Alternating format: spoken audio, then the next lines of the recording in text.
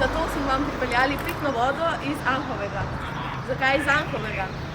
Ker vam želimo povedati, kaj se bo s pitno vodo zgodilo v primeru, če danes sprejmete predlagane spremembe zakona.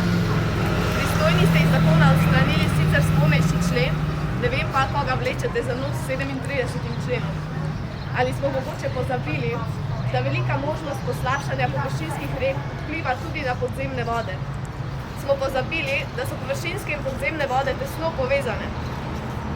Skratka, z omejeno novelo posegate v mojo, svojo, našo pitno vodo. Morda tega ne veste, pa vam raje ponovimo. 70a Ustave, člen Ustave Republike Slovenije. Pravica do pitne vode. Vsakdo ima pravico do pitne vode. Vodni viri so javno dobro v upravljanju države. Vodni viri služijo prednostno in trajnostno oskrbi prebivalstva s pitno vodo.